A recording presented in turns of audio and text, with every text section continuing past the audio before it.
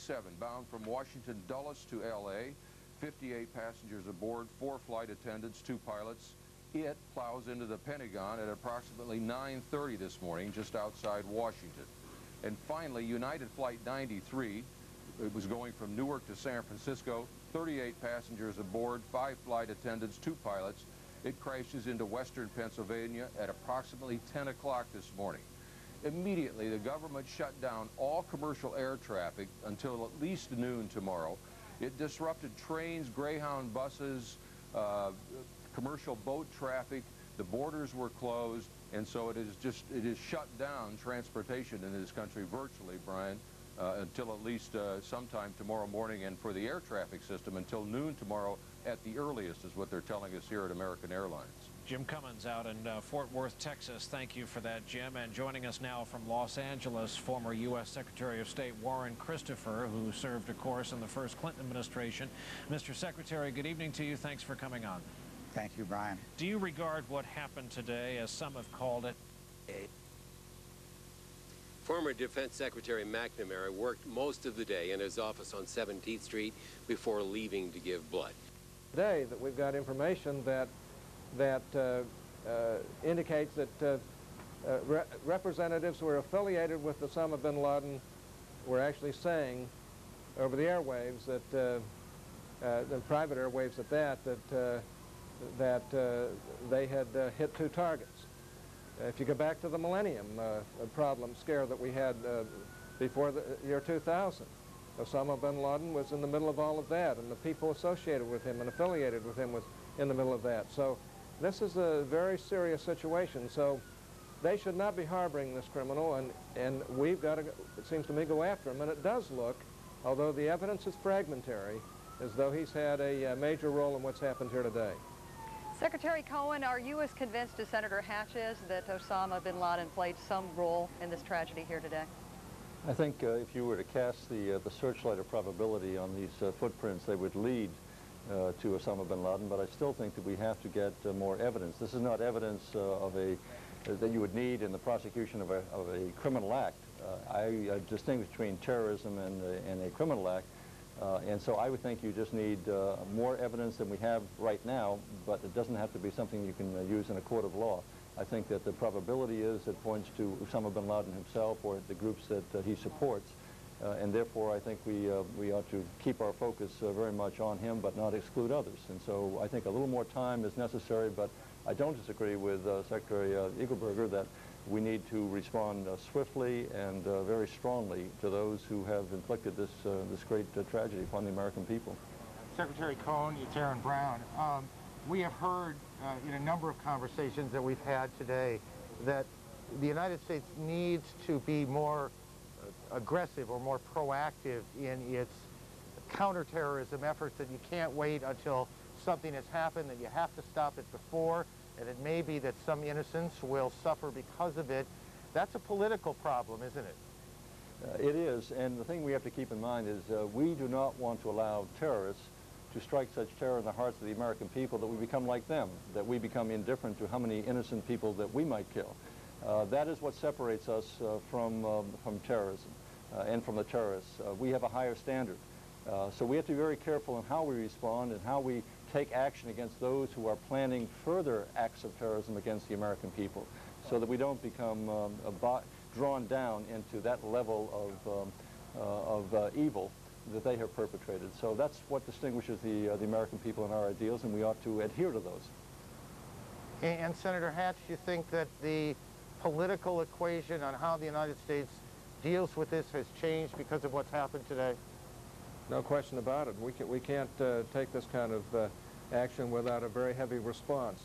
And we have some information. It may be fragmentary, but the fact is we have some information that indicates that that Osama bin Laden and many of his affiliates and associates, he's certainly the motivating force behind these people. He certainly has the money, and he certainly has the ability to motivate antagonistic forces against the United States, and he said he wants to do that. So it looks very much like that, although we're not absolutely certain at this point.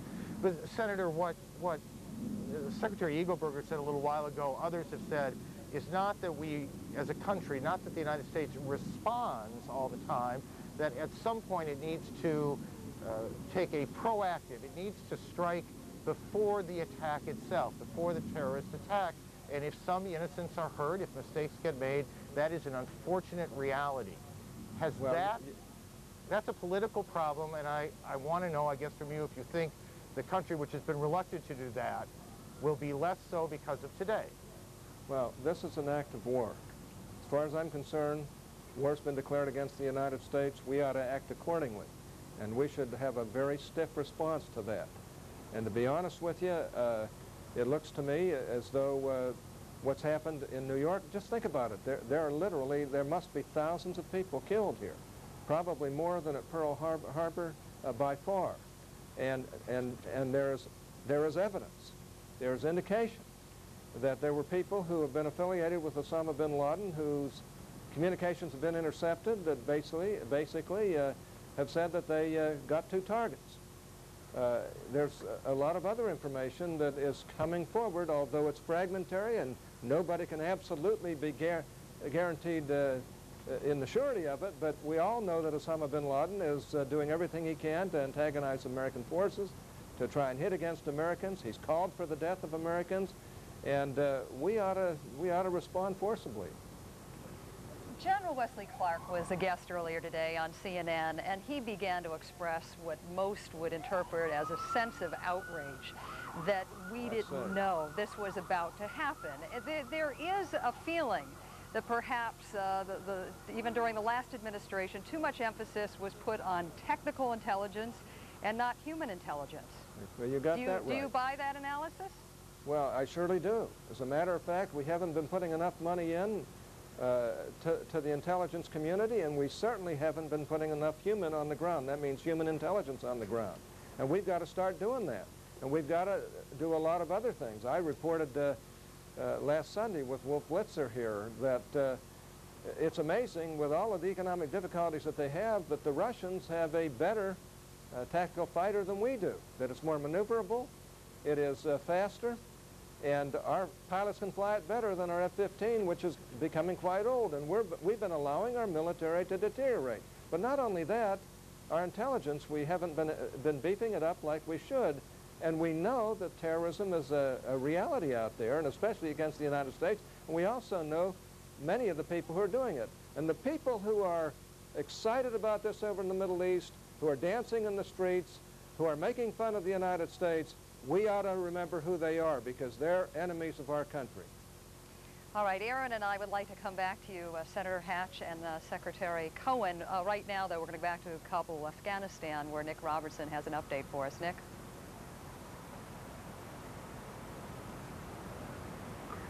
Well, I think if we review what we've been watching here in the last half an hour or so, we heard, first of all, aircraft coming in, then detonations around the city, then the fire, and more detonations coming from what was we're told is an ammunition dump.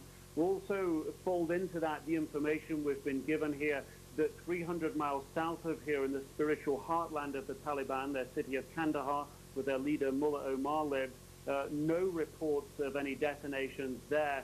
That city well beyond the range of the Northern Alliance forces. Certainly the Northern Alliance forces, their commander, their key and pivotal commander, enemy number 1 of the Taliban, in fact, Ahmed Shah Massoud, attacked in a suicide attack on Sunday. Certainly the Northern Alliance in a position right now to be feeling very, very aggrieved with the Taliban, and certainly very much in a mood for taking the battle to them on their terms. So looking across the city of Kabul now, it is very quiet. Just dogs barking, the fire from the ammunition dump continuing to burn on the horizon.